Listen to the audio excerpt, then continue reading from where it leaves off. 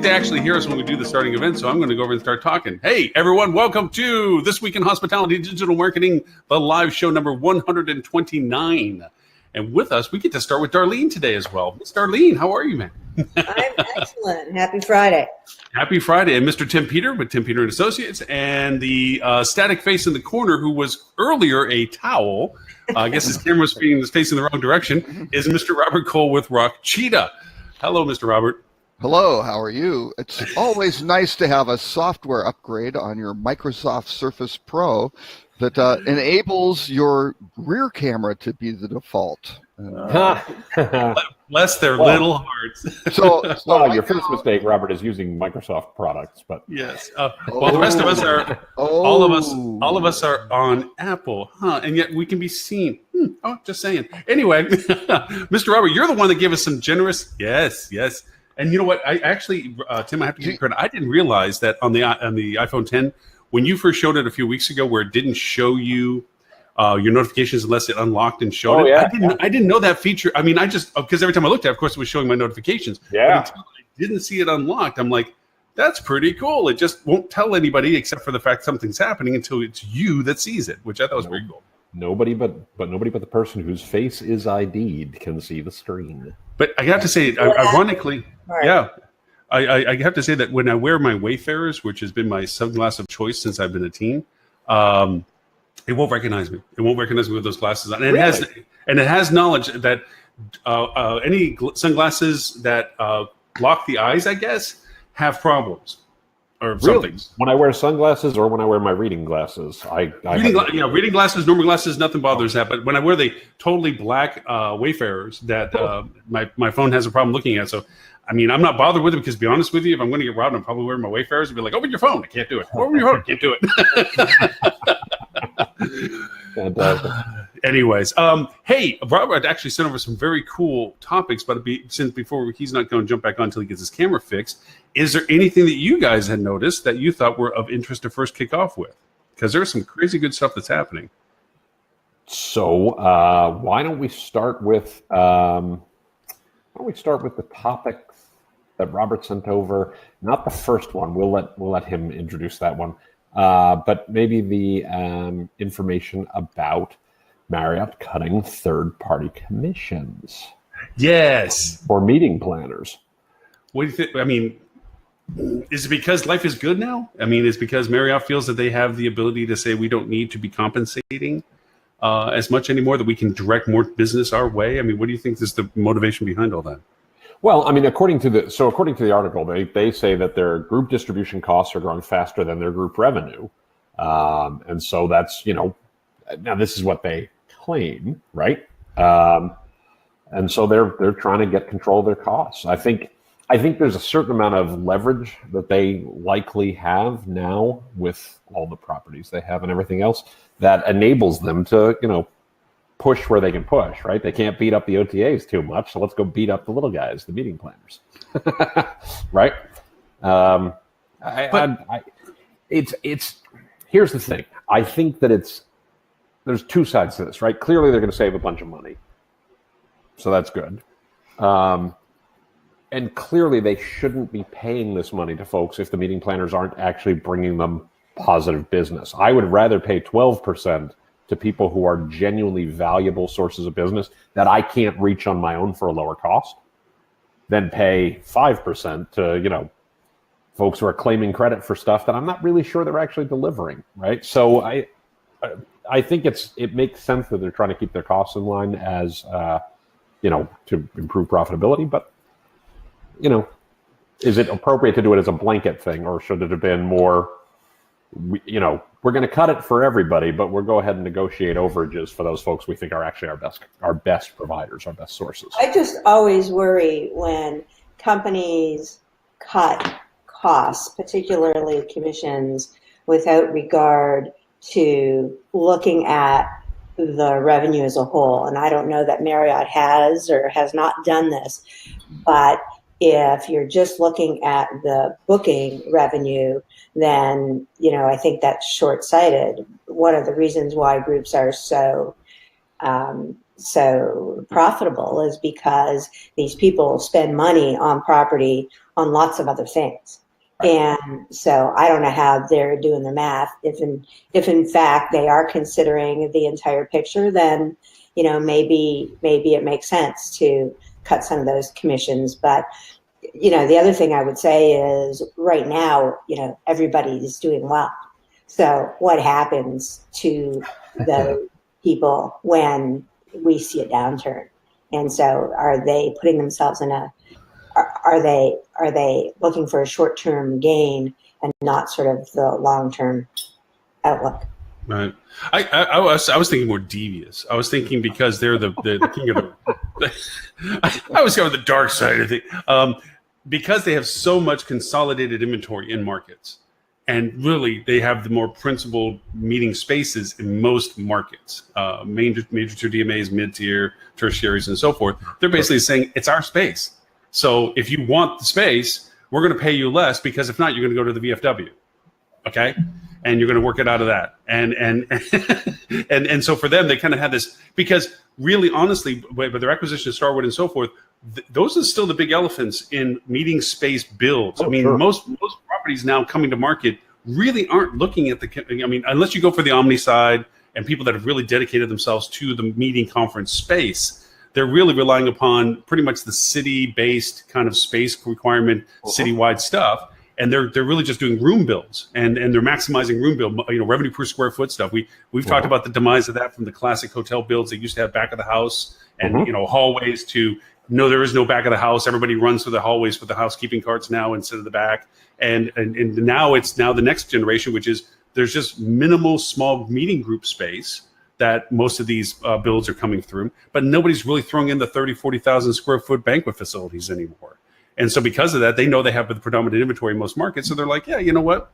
We're just not going to pay you for it. You're going to have to use us. So we're just going to pay you less for that reason. And so Robert, I'd love to ask you, because you usually are the guy who has these numbers at his fingertips, if not right there in your head. What do you know what the state of the meeting space, the meeting and events industry is overall, as opposed to room revenue, right? Because we hear all the STR numbers all the time about rooms. We hear all those numbers constantly. I don't know that I have a good feel for what the meeting reality is in terms of historical trends. I know how my individual properties are doing. I know roughly what I see in the markets that we work in and the like. But overall, what's going on with meetings? So are they in decline? Are they flat? Are they up? What's happening there? For a while, they were down after the global financial crisis and the AIG scandal, right? Where AIG was out there at the time, the St. Regis on Monarch Beach, and they've had quite the extensive incentive program underway, which a lot of companies do, right? They do very lavish things for their top sellers and top clients. And really negative exposure. So that put a damper on it. But my understanding is everything's really kind of back and strong. But the stats I hear and what STR tracks is really just kind of group volume versus transient, really focused more on the room side as opposed to banquet revenue and that sort of thing. I know we should try to get Rob Mandelbaum from that'd be great. CBRE on here sometime. A old friend of mine, and he is the man who has all of those stats, because CBRE since actually I believe the 1930s has kept track of all of the hospitality, profit and loss statements and things like that for what are the real costs and revenues and things like that. But my understanding is fairly strong. I know there is more competition from purpose-built spaces and historic spaces and cities, which are, coming in. They have some, old building, and they really do it up very nicely to do a meeting, meeting convention type business. So, I think Lauren's right that the Marriott guys have some dominance. You look at all those Renaissances and Westons and Sheratons and Marriott, and massive amounts of music, W's, but Hyatt is probably the other, really major player in that realm. But again, much smaller than Marriott. So I agree. Marriott did it because they could. They're big, and it's like, hey, you don't want to do it? Go stay somewhere else. Oh, I'm sorry. Right. That's really limited your options, hasn't it? And they have programs for meeting planners, which, meeting planners are incented through, for Starwood, something like that, they get points, right? Even, I think on here I've used my daughter's wedding as an example a number of times. Yes, the people who stay at the Westin for her wedding, they get their points, but she also does as the quote as meeting planner, right, as well, right? So they're using a little bit of kind of funny money currency to go, boost a little vig back to the back to the planners, and that's fine. So they have market dominance, and we left the other one out, Hilton. Yes, Hilton certainly has a lot of meeting space. My thinking is, let's see what Hilton and Hyatt do, because basically the strategy is going to be either we won't move and let these guys hang out by themselves and get kind of a negative reputation from the meeting planners.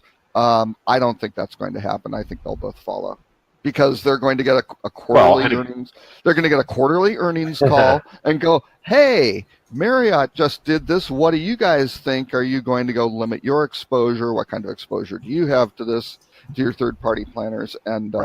And certainly the third-party planners have been increasing quite a bit, because there are so many points of friction involved in that process. I mean, it is horrible, the group booking process between RFPs, getting all of that stuff back, and trying to get something booked, and how you do that, and especially if you're a corporation with duty of care, trying to keep track of, something's gone wrong. Where is everybody? Let's go find the person's spreadsheet somewhere on their computer to go see what's happening with it, or go out to some third-party site or whatever. So lots of friction in that. Well, and it's funny. I mean, I've been doing digital in the hospitality space for almost 17 years, for over 17 years now, and since the day I started, all anybody's talking about is when meetings business, becomes more like e-commerce and becomes more like transient, and we're still not there, right? Because it's such a custom offering for every customer. Certainly, the RFP process is much more streamlined. Certainly, the lead gen process is much more streamlined than it used to be. But booking a meeting is still a chore. On both sides. Even room only stuff. Room only stuff is still, I've got 9 or 10 people. You got to go talk to these folks. And again, it's amazing, because I had a conversation. I don't think I'm speaking out of turn with Linda Kent, who's a dear friend of everyone on the show, probably. Absolutely. Linda, when she was at Starwood, built basically the SPG meetings platform, right? That was one of her things, which really kind of simplified a lot of these processes. But I told her that it was amazing with my daughter's wedding. All they needed was a little block of 10 or 15 rooms, major hotel managed by White Lodging, right? Professional company. But the points of failure, turnover in the sales department, training, just follow up, whatever oversight, it took 4 months to really get the block right and to make it bookable, which is insane, because all it really is just tying them to, here's this rate code. That's it. Boom. Here's a little block. Right. It's done. It's loaded. I think we're good. It doesn't have to be propagated through, a channel manager, doesn't have to be propagated out through a GDS or, a switch or anything like that. Just get it on the side. And they just couldn't do it. Right. I mean, it was always the block was wrong, or the dates of the block. So you couldn't stay like, the night of the wedding, because I don't know, they messed up the dates. Well, first they couldn't even get the contract and thing built. Then they messed up the dates. Then they messed up the pricing. The room tax happened to be equal to the amount of the room rate. That seems to be a little bit high, and kind of double things. And again, a lot of the stuff when you're going through the booking process just wasn't really obvious. Just like, wait, why is that so expensive? That's nuts. And I got to troubleshoot it for my daughter, but she was just like, what the? And she was working with a professional wedding planner, and they were both like, we don't know what's going on with these guys. And, it's something that, there's lots of reasons why it doesn't work. And, it seems like people haven't put enough effort into saying, well, the hell with those reasons. It should work. You know what I mean? Right. And the system, the platform is great, but it's the execution of Right. that. That's And, exactly right. Yeah. Well, therein The lies oversight- the opportunity still in 2018 for Absolutely. somebody to swoop in and make it better. I frankly don't know why anyone hasn't by now, but there have been It's tougher hard. problems to solve. There have been. It's just who's going to put in the funding, what are the returns, and Right. a lot of this is, how many more groups will you sell? Right. Sort of thing. Or Right. it's like, we're going to reduce our costs. We are going to increase the efficiency of our staff. That's harder to quantify, and we're going to increase the satisfaction of our guests and our meeting planners and things like that. Right. Yeah, but let's look at what's the hockey stick that's going to really be obviously huge. We'll go look at that thing over there instead, and that's, I think, what happens. So Yep. But yes, ample opportunity for that. And then when you start getting into, we're talking citywides, we're talking association meetings, multiple hotel things, sequences of training events, which are recurring meetings in different destinations, different dates in the same destination. And then you get into all the ad hoc Smurf stuff of just, hey, let's try to get the soccer teams organized to get to the competition. Right. Huge opportunities for groups to do that, effectively. But I think a little bit of work. I think Darlene said it well. It's a big opportunity out there for the folks who get it right. Right. That's right. Mm-hmm. I think so. Sorry for my introduction. I'm getting us kicked on to Periscope. Keeps bumping us off for some bandwidth feeds. So I'm teching out on the side here, trying to strangle the feed rate out of it. But anyway, sorry, I don't mean to be disconnected on this one. So Robert, we sort of beat that one to death. What do we got? What else do we want to talk about? Well, hey, did you guys? Sorry, I had a little bit of technical difficulty here. Did you guys notice the top story? That's a new feature that I think we should start with a top story and end with Rutrow and kind of bookend the. But I don't know. Some people, if you like Alex Jones and that sort of conspiracy theory type stuff, there's a blog post that I saw. I'll post it here in the comments. A Q&A: what hoteliers must know about digital marketing from some crazy guy. I don't know. Never really heard of the guy, but some quack. Obviously a former, maybe boy band member who got famous doing that and is kind of trading on his looks and charisma, I think, sort of thing.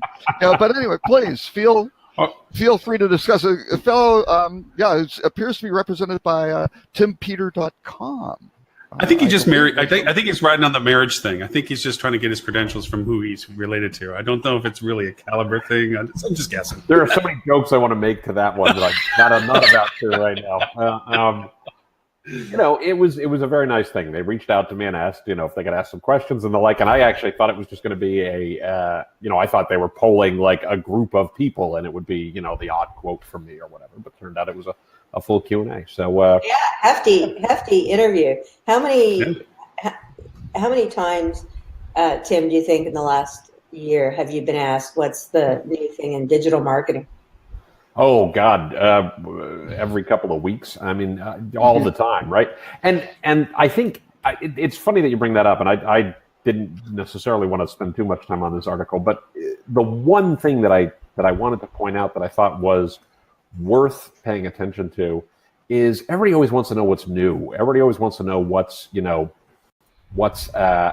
to change dramatically and all that kind of stuff. And I think, those are interesting and we should certainly be conscious of them, but there's so much stuff. Just the things we were talking about with groups is a great example of there are plenty of areas where hotels today and customers today have needs and have had needs for some time that we still don't do well, right? I talked about the content game. We really need to up the content game, improve the content game. That's not new. We've been talking about that for years. And there's a reason why we're still talking about it, right? I think that arose when film first came into use. Yes. Yeah. So, I mean, some of the new stuff, when we think about voice, when we think about AI, when we think about blockchain, those might be interesting as we go forward, and all of those could be really important.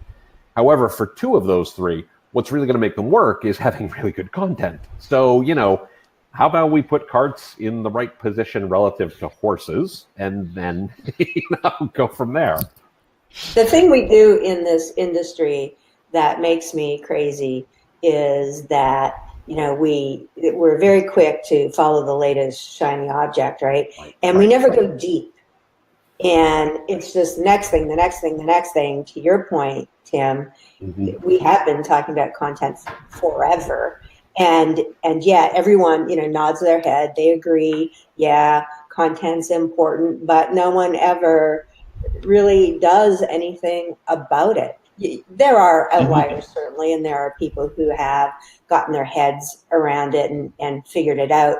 But for the most part, it's still, we just skim the surface and then we go on to the next thing. And we never really fix anything the way it ought to be fixed, like other businesses do. Yeah. Well, I'll give go ahead, Tim. No, please go ahead, Lauren. Please.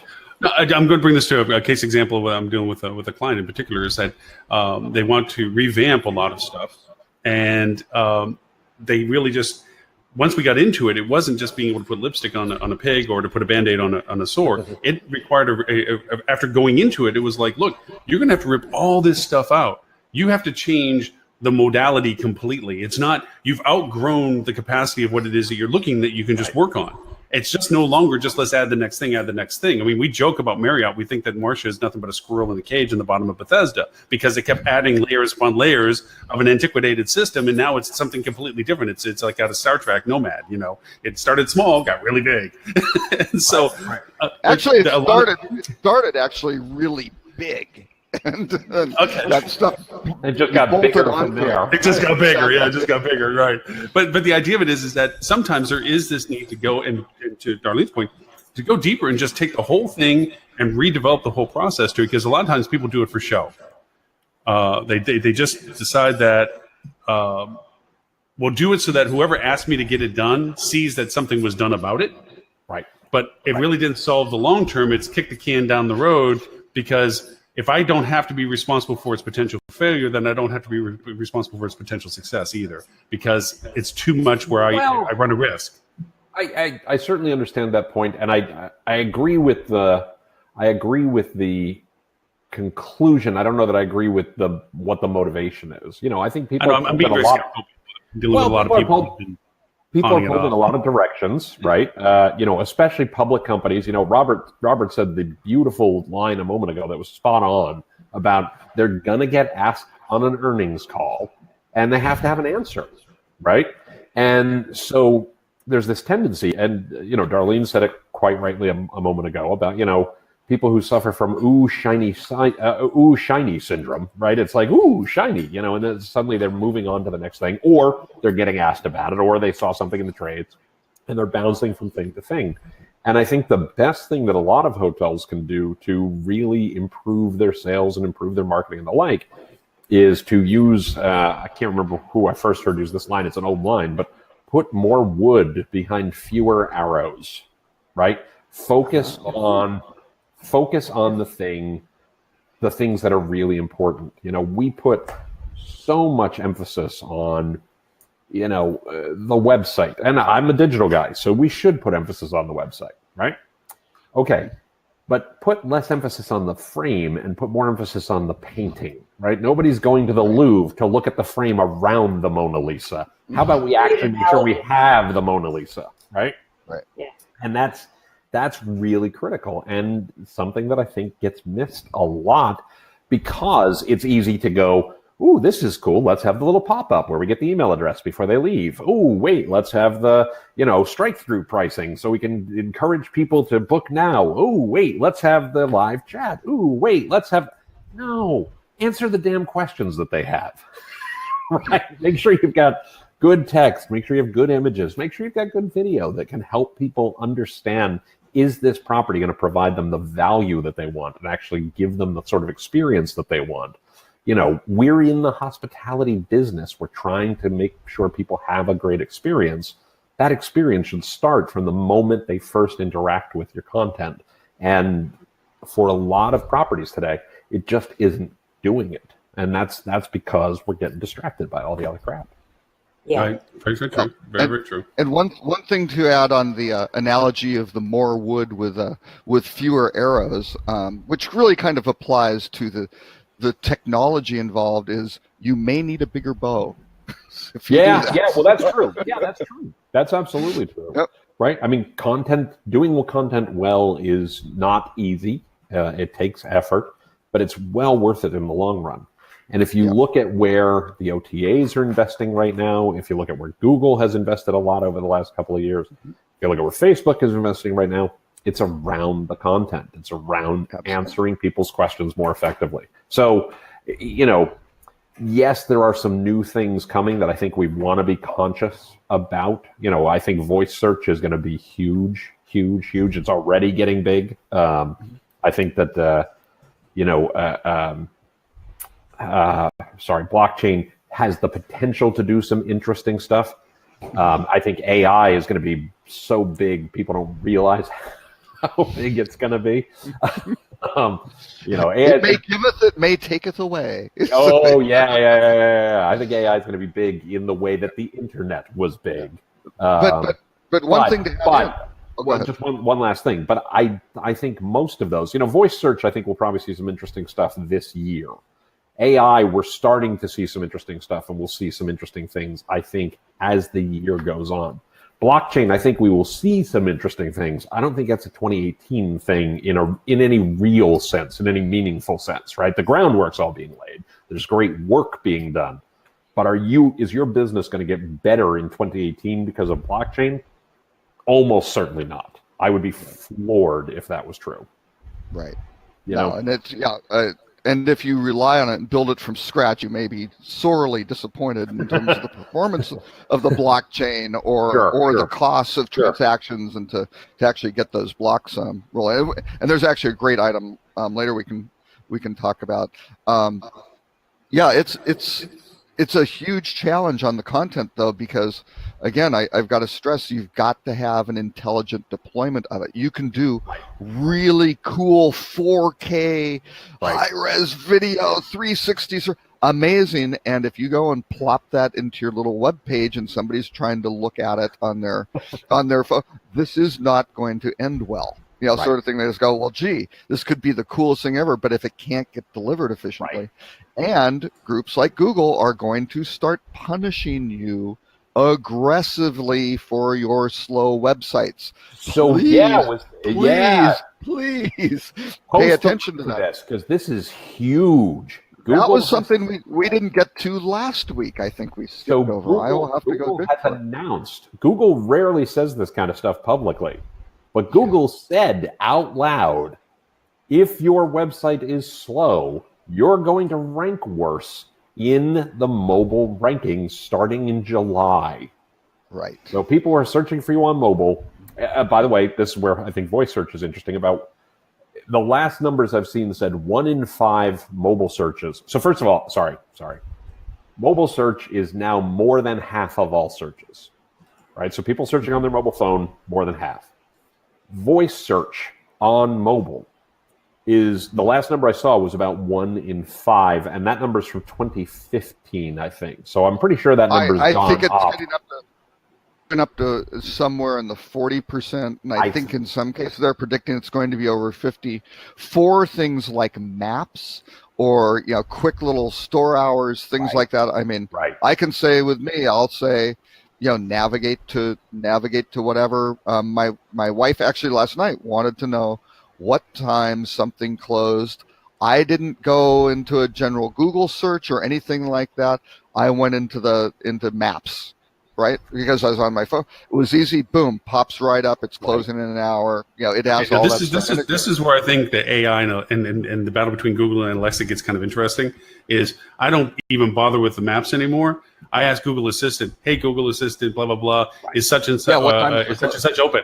Yeah, and Right, I always say it's still open. What I usually say is it's still open, and it'll actually go and tell me, yeah, it's still open until 6. Right. It's like, As how long fast as is the that content now? is accurate, What that I actually find answers that Well, question. in all of this is asking the question, why is voice search becoming so popular? What is it that people are doing that are driving them to talk the question, ask the question verbally versus typing, right? And so we go to your point, Robert, were you guys having dinner when your wife said, hey, what time does this place close? I mean, we have to look at what people are doing, how they're behaving, and understand that. And when we understand that, we'll be able to create our content and our product to better answer those questions, right? Right. Well, Robert and just likes to actually, talk, hang on. so. As the lone Android person here, I was driving, and so my wife on her Apple phone, we have discovered, don't ask Siri a question like that. Siri is not good at that sort of thing. Yeah, so she went into Google Maps. That's true. If I hadn't really been driving and didn't want to mention, I could have just, and I can't say the words, it's 2 letters that begins with an O and then a letter that is just right before L on the alphabet, followed by Google. It says looking at his phone and his Google Home. Yes. I'll tell you something that's been kind of a fun test. If you say that, it starts listening to what you want to ask it and starts responding. Right. Oh, yes. One of the fun tests we've had is that I have a couple of clients that have destination hotels, and some of it's situational, the micro moment mentality of saying, okay, something's actually eventfully happening right now that's near the hotel that is a particular interest. And they require certain phraseology. So we've actually taken where you can do your snippet data for your feed as to what it actually shows for it. And we're beginning to insert term phrases that are related to specific events in the time sequence of its interest, where it's not just static referral, it's a particular referral phraseology of a now or at time or whatever that's related to the event that's in that. And we're actually getting strong traction points on it. I mean, it's not earth-shaking, it's not mind-blowing, it's a methodology that's never been done that I'm aware of in the sense of phrasing your searchability content in a time frame of when it is of interest by the way you phrase the points. And so we're putting ad campaigns similar to that because obviously, even though Google may not be speaking of this, they probably defer to some combination of what you're paying for in the space that you also organically are related to when it comes to how well you show up in the assistant evaluation verbally. When you're asking for things, I don't think we're going to claim that you pay, you get to be in front. But yeah, I think you pay and you get in front. And so we're putting ads now that have some phrasing that are referring to timology. So yes. So in that sense, I mean, it's just kind of neat that these are the evolving ways of changing your content evaluation as to not just being statically referable, like, yes, we're 1 block away from X, as it is situationally referable that we're this with this in relationship to now. So and it goes back to Darlene's question, which I think is right on the money, right? A line I've used for years is mobile is not a device, it's a situation. It's if I'm out and about, if I'm driving in my car, if I'm running through an airport, if I'm getting off a flight or something like that. It's your life. You're walking down the street. You're walking down the street, right? You're sitting on your sofa. It doesn't matter. Well, but the difference with sitting on your sofa, the only difference, and I'm not saying that the same couldn't happen then, but the only difference there is you may be able to give it more time and attention. What we find people doing a lot these days is I've got 12 seconds right now between, I'm standing in line about to board my flight, or I got just a few minutes before they close the cabin door. I need to get an answer to this right now, So it's where are you in that situation that says, how can we answer that question quickly and easily, give people the best answer in that near moment that they have, in that micro moment, as people call it. And I would argue, even though people may have more flexibility with their time, they want, when they're sitting on their couch or doing whatever, they probably want the same response with just as good data, and it doesn't matter. So then they can spend the rest of their life doing something productive or more entertaining, Netflix, or completely unproductive. That's right. Right. Or there's a million scenarios, right? I'm in the kitchen and I can't find my quarter measuring cup, my quarter cup vessel, right? Right. How many tablespoons in a quarter cup? Right. There's like a million trillion examples of that where I am in an environment where I could go to a laptop or I could, but it's just easier to ask the question because I need it immediately for the situation I'm in.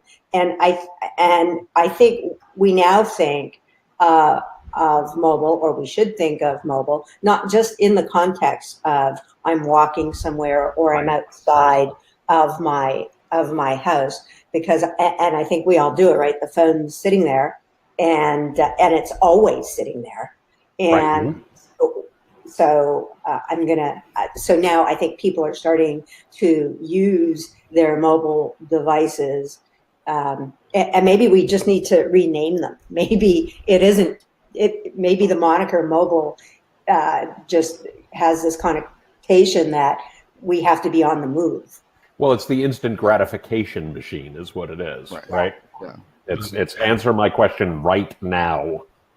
I found that it's also a learning curve of what it can do too, because I'm constantly. At first, I used to be when I want to walk the dog and I want to listen to a podcast, I'd say, hey, blah blah blah, open up a podcast, and then in the app I'd scroll to where I want to listen to, tap the episode. I now realize I can actually tell it to go exactly what podcast, exactly what episode, and resume or whatever like that. And I'm like, this is freaking great. And same to your point, Darlene, with cooking.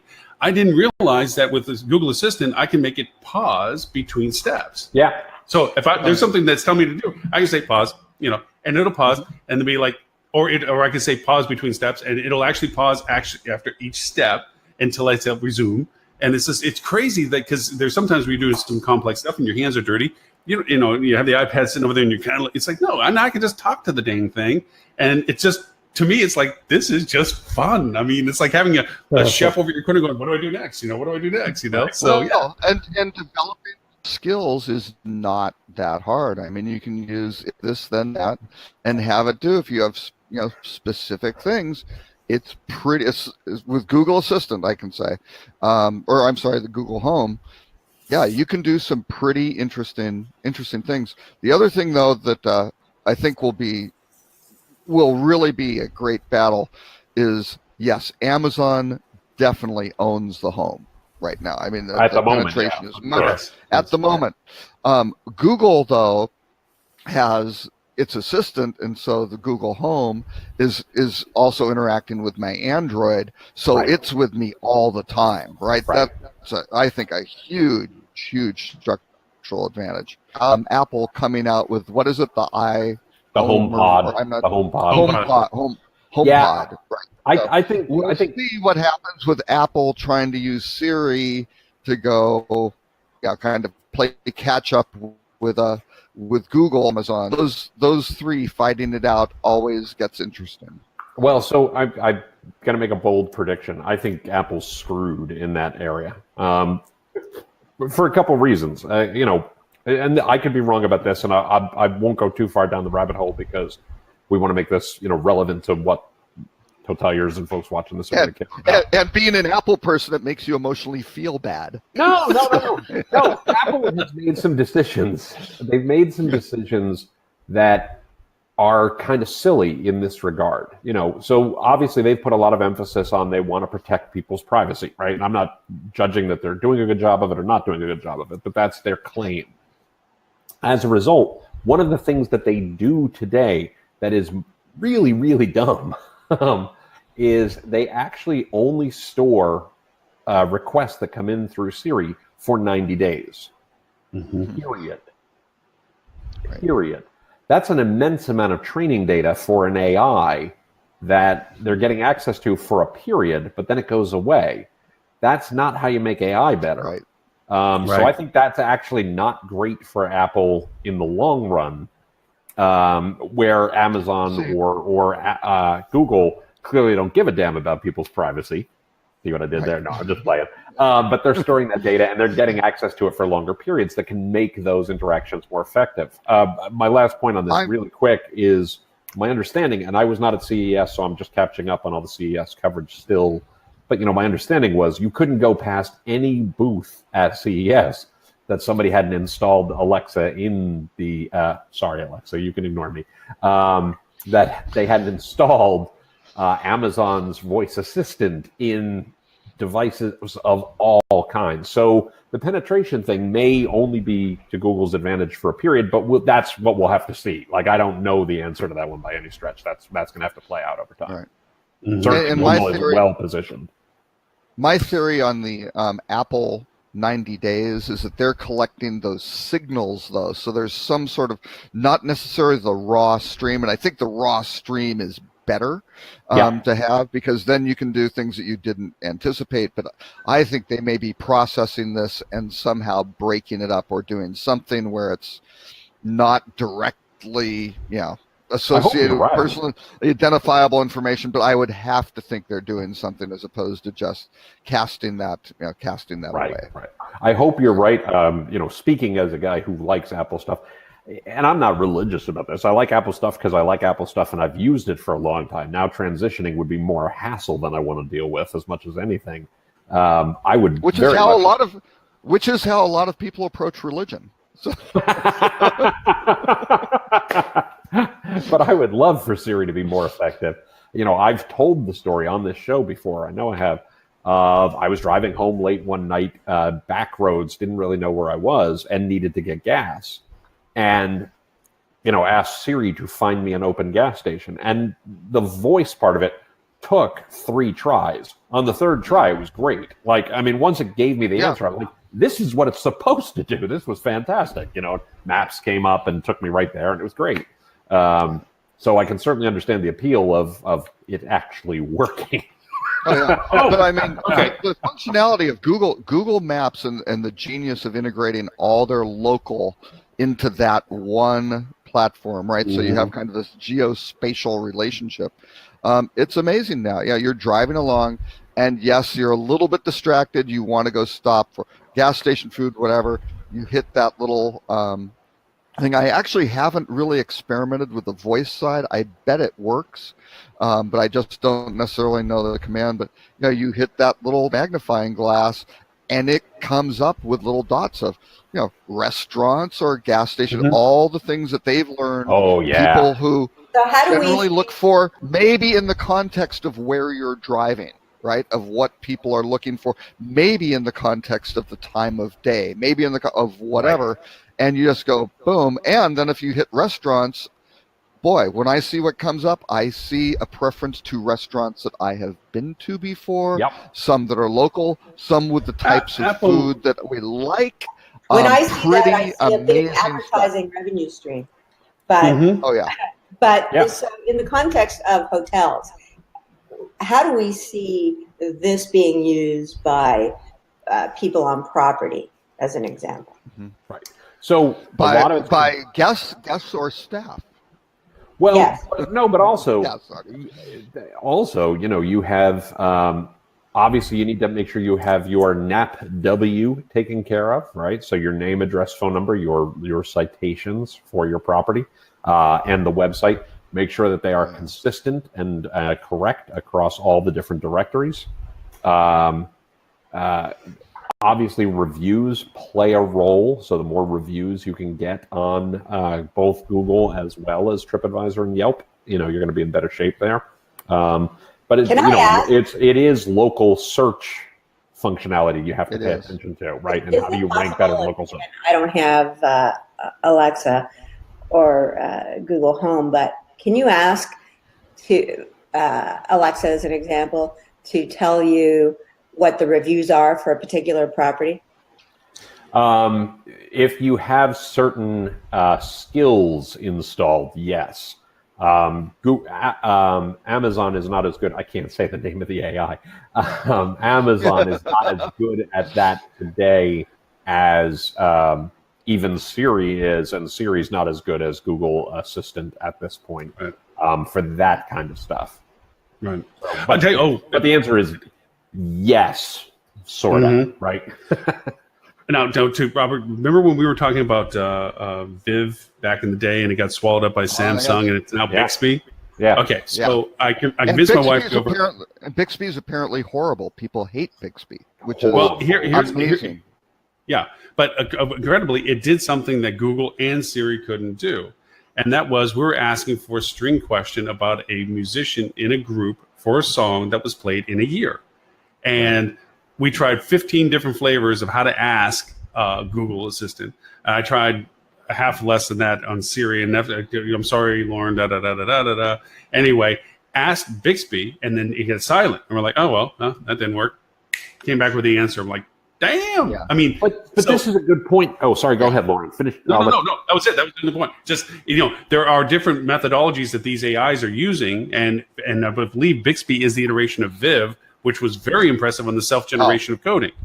But this is why I want to cycle back to what started this discussion just for a moment about putting more wood behind fewer arrows and focusing on the important things, and let's get the foundations right. Because the reality is all of these today are garbage. They're only good relative to what they were a year ago. They're only good relative to the fact that, 2 years ago, they didn't exist for all intents and purposes. The curve is impressive as hell, but none of them are consistently good yet, right? All of them. Google Assistant is getting there, though. It's getting the success rate. Because I think it's like running a customer service center or a call center. In customer support, how many times do you solve the issue on the first call? Right. The speed of solution the first time. That's what all this is about, right? And I agree. In the 80s to 90s, at least for me, I think. I agree. You probably use it more than caveat, most. And the caveat is I have altered my behavior somewhat to structure the questions in a way where I know there will be greater success on the outcome, right? So yeah. And I mean, I want to be really clear. I'm incredibly bullish on voice. I am so bullish on voice, it's not even funny. I just don't know that it's a 2018 problem. If I'm a hotel operator, if I'm a marketer, again, a lot of that is going to be driven by, do you have the right content to answer the damn question? Right. And is it formatted and structured in a way that can actually be taken advantage of? But if you're spending all your time worried about voice search today, you really should be answering more fundamental questions at the same time. And I think to your point, Robert, is that it's not so much us as what we're doing with data for voice as of yet. It's what they're going to be doing with the data that they have available to what we're already providing for content. For instance, just to connect some of the dots that we're talking about. Say, for instance, time situationally, it's late in the evening. You're driving, to your point, Darlene, there's a map that's showing up, and all of a sudden it transitions from showing places to eat, because you just recently stopped at a restaurant, to now showing places to stay.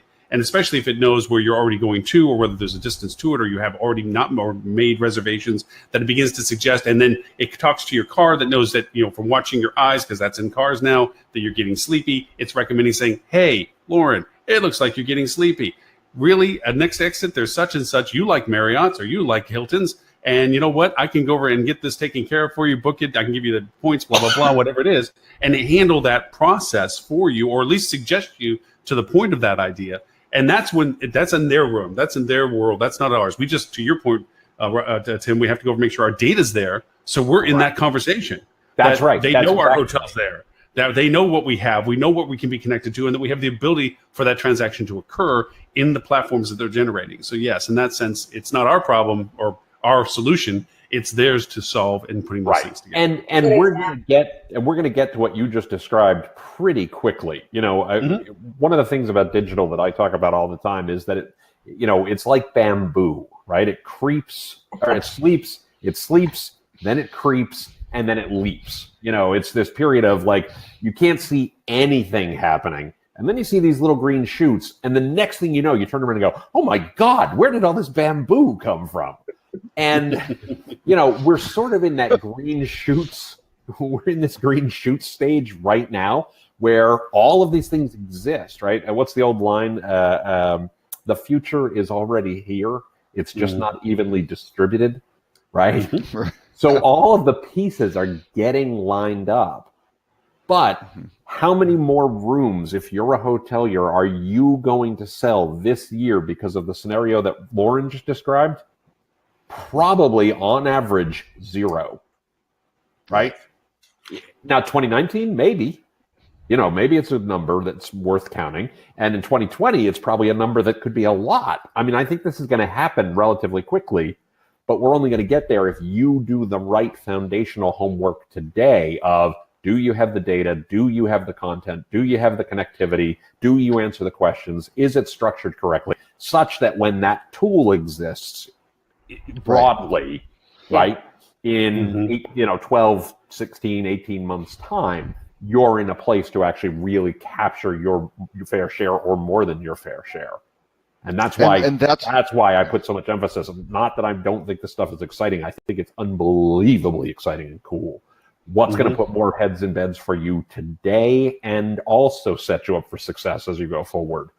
This stuff, right? Right. And to Darlene's original question, which we've kind of gone all around the guest experience. Welcome this week in Hospitality Digital Marketing. Where there's no hole we won't dig and no burrow we won't furrow. I think we've got a tagline. But it's not just having, we've got an Alexa in our room. So it's like, what does the thing do?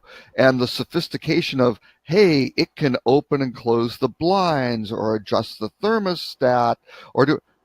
Those are relatively easy things to do. You can just walk over if you need a little training manual to exactly phrase how to turn the temperature to whatever thing. And again, I don't know if someone from the UK comes in and says, please put the temperature to 20 degrees. That may not be good. Yeah. But going to a practical sense of it, I've come to I got a free Google Assistant because I bought a Nest thermostat that I put to my whole security system that talks to my phone and everything. And I put it in the bedroom, and Renee was like, "Well, what do we need it there for?" It's like, "Well, I don't know, just because it's free, and that's the only other room we have in the place." So I put it in, and now I use it a lot because I connected, obviously, my Google account with it to ask for the day. I used to notice that I was pulling up my phone or pulling up my pad and tapping to make a schedule. Just I know what I have blocked out, but just to kind of mentally get my gear going in the morning as to what to expect and so forth. Now I ask, and it's just those little things, like to your point, being in the hotel room. It's not so much the neatness of the blinds going up or down or on or off or something like this. It's the convenience of not having your phone with you in the bathroom, but there's a way that it can hear you, that the speaker that is loud enough can tell you maybe something like that says, "Hey, what's going on today?" Or what's the news? Like the recent release from Siri now has it that it will read you the news. Now, it hadn't been a feature before, right? But now it is, where now it will actually give you highlights of what you select as your news. Assistant does it. Assistant's already been doing it.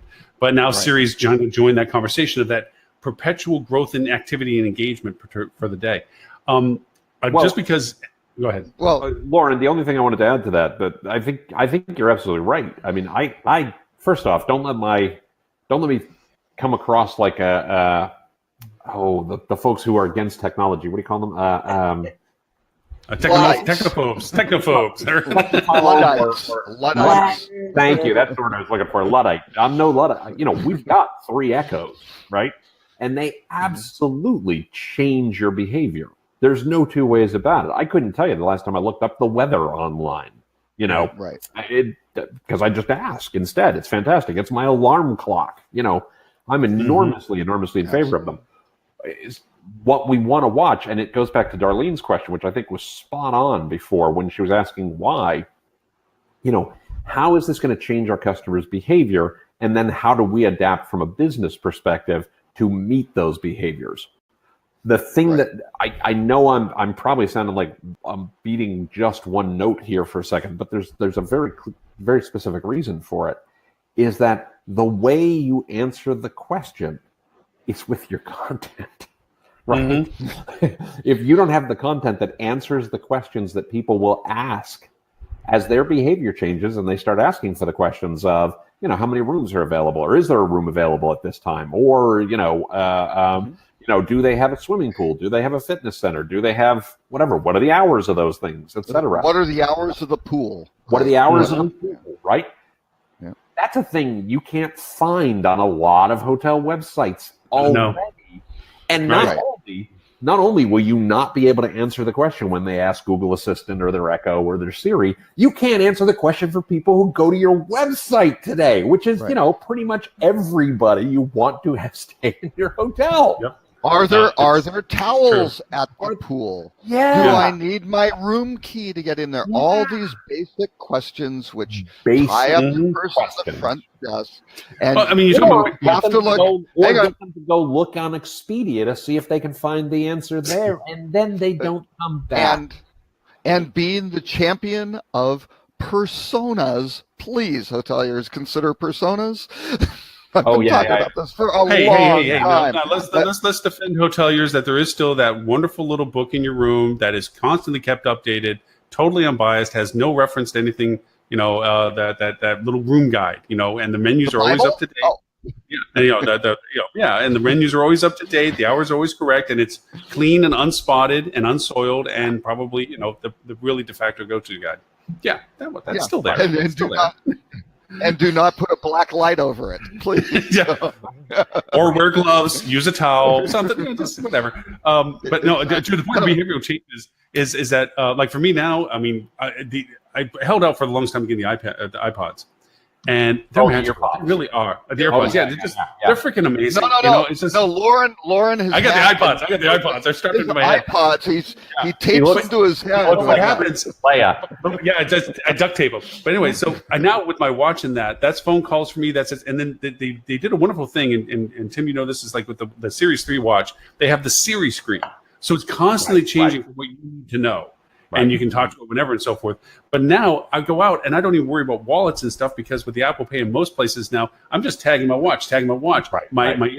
The pods are in. It's like, and they sound great. I'm listening to music. I answer phone calls. It's changing my behavior on stuff. Well, because that's what these things do, right? That's what this has done. That's what this did to some degree. That's what the Echoes are doing. We started this conversation by talking about voice. I can't imagine how big voice is going to be. It's going to be huge, right? Well, but the one thing that's a huge challenge for hotels are, how do you do certain things in your property? Hey, I want to watch Netflix on the TV, stuff like that. That stuff is hard for these hoteliers to start off with. But the really tricky stuff is now going to be, since you love Siri and you've got all this stuff, and Siri knows about you, it knows your preferences. How do you get that into the hotel room, Lauren? When you ask your Google Assistant, what's my day look like at home? You want to be able to do that in your hotel room. Well, how's that going to? Because that's where the real power of the information is, which has all your preferences and all your history and everything that you like, all the things that you're associated. It has a link to your net. If you have a Google Home, it's linked to your Netflix account. It's linked to your Spotify account. It's linked to Panda. Whatever you may use. How do the hotel companies figure that out between the hardware? Right. Oh, and Amazon, right? It's got your purchase history, what you want, all those sorts of things. What do you bring into the room? Or is there an independent piece of hardware that will work on an API basis with these? I don't see a lot of those folks going for that, except Microsoft, who is working with Amazon. Microsoft's thrown in the towel and is using Cortana with Echo. So that seems to be their direction, is to be more software-based, cloud-based, and how do you interact with other stuff. But I certainly don't see Apple and Google empowering Microsoft be the one who then links everything together. That does not seem like something they would want to have happen. Darlene, you were going to say something. Sorry. Yeah, it's all fine, and we're talking about how we might use it in a hotel room. We may be on the bleeding edge of this stuff, right? But for the average guest, in my mind, I'm thinking, how does a hotelier monetize this technology in a way that is appropriate for their audience, right? And so, yeah. Am I going to say, close the blinds? Fine, whatever. But I think there are other more basic things that hotels should be thinking about in terms of what is this going to do for my bottom line? Well, and I think there's a very simple answer to that one, which I want to be fair. Anytime somebody says there's a very simple answer to what are undoubtedly complex questions, they're half full of crap. Okay, so I fully acknowledge this. At the same time, I don't think you should be trying to monetize this specifically. I think you should be trying to improve the guest experience, and if you improve the guest experience, you will get better ratings and reviews. You will get more repeat visits. You will extend your reach. You will extend your revenues. So I think this is more about, are you providing an outstanding hospitality experience to the guest at every single touch point? When you do that well, that turns into money for hotels, as opposed to, how do I become coin operated on this, right? We can have the vibrating bed with the little box next to it that you drop you slide the dollar bill into. Yeah. But I think it is better to say, how do you use this to extend the experience, give them a better a better sense of the kind of hospitality they receive, and let that turn into revenue through the regular progression of great ratings and reviews, extend your reach, extend your revenues. Yeah. I think that's in an ideal world, but I think the reality is that it's going to take investment, and there's always going to be someone with the spreadsheet, right, who's going, okay. Right. But this is the mistake we make again and again in this industry. I don't think that's the reality. No, I do think it's reality. I think this is the fight we need to have, right? I know I work with properties all over the place where when they run it as a financial asset, they struggle. And when they run it as a great hotel, they don't. Right. Yep. Period. If you filter through the guest experience value proposition, you never lose, because you're still keeping core to what the business model revenue generation stream is. Somebody has to want what you're selling, not just because you have it that you can sell it. So right, and it is those personas. What are your guests trying to do? Oh, it's your business traveler who's in midweek. It's your families who are in on even something as simple as that, and you start taking that apart, and then you from the front. You can certainly on the digital side of their whole experience of how you're discovered and everything like that. But even if they're driving in or they pull up in an Uber, it doesn't really matter. Follow that whole thing and work through it. And every customer contact point, everything they do, how can you make that better? Going back to marketing. What are they trying? What are they trying to do? Product and experience and all of that, right? Lauren, you've been trying to butt in. Well, I was just saying, going back to excuse me. I've been trying to cut in, right? So from going back to something Darlene originally brought up in the show when we first started with this, and how we went into the, you start something just for face value, but you never finish and go to the core depth of it. This is a perfect example of, there are intents where people say, oh yeah, personas. Yeah, we should be all about that. Let's make a persona. Persona. There's not a guest to a hotel. And yet they feel that one persona development solved and checked the box that we do personas. No, you did a persona on a business cycle for an event or a cycle. You have variable personas over the entire. Just look at the latest Trivago ad. They really have taken a marketing message that Darlene pointed out and made it into a commercial. I'm worried about fitness. The guy that's walking around. I'm worried about having breakfast. I'm worried about having my pet with me. He's literally showing you that there is a diversity of the same person, persona-wise, for a hotel to consider. And the first mistake that any hotel does is think they satisfy all of them. They don't. Right. To identify the ones that you have are capable of capturing, leave the ones or diminish the effort towards it, because it really is, a law of diminished return. You can spend a lot of money trying to drag in somebody to your airport hotel for a resort destination value, and you're not going to get them no matter what you offer. Right. Okay. Mm-hmm. So do what you do best first. And then that goes back to the relationship with the client or the hotel. Refer to the hotel as to whom it is that they actually get, and use that as your reference point to begin to define these personas in the cycle that they have value.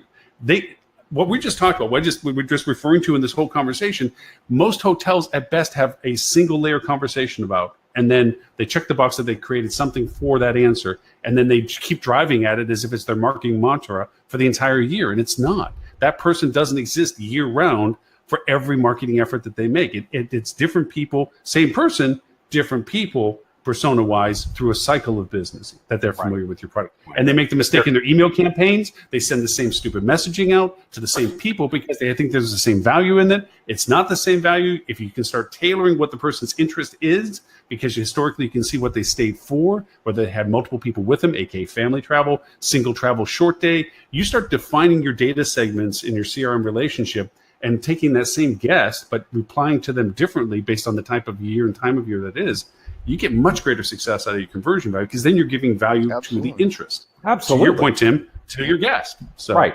I mean, if soapbox. I generally agree with everything you said. I would caution against, saying it's stupid or things. I think sometimes people are just pulled in a million directions, right? They're not focusing on the things that are most important. That if your target customer is anyone with a neck, you maybe have to give this a little more thought, right? You have to think about, who are we actually trying to talk to? Who are we actually trying to connect with? Can you imagine us in the same meeting room, okay? If we were trying to pitch the same client, and I go, and you go like, I think what my esteemed colleague is trying to say. He didn't call you stupid. He was referring to an intellectual level that was insufficient for the decision process you're engaged with. No, I don't even think it's that. I think it's that people are pulled in a lot of directions. I think they lack focus. I think it's more a question of focus, right? I think you think the same thing. I'm not saying anything I haven't heard you say a million times. The folks who are working in these hotels, the folks who are working in the management companies, the folks who are working in the corporate offices are smart, they're dedicated, they're hardworking, etc. They're just pulled in a million directions. And if we just focus, Darlene, to your point about the financial folks, one of the ways you make the investment is don't go back to the well for money for every single damn thing under the sun. Make a commitment to, we're going to invest here, we're going to invest here, we're going to invest here, and the rest of it, we're not going to touch right now because we don't see the value. Maybe, so one of our models, one of our frameworks that we use, and this is not brilliant, I'm more than happy to say it out loud because anybody can use it, is core and explore, right? You're going to spend 80 to 90% of your budget on some very, very core things, and you're going to leave a small bit of budget to explore and do little tests. And if you can do those little tests within that 10% of your budget or your 15% of your budget, by all means do. And if they don't fit in the budget, then you're not ready for them.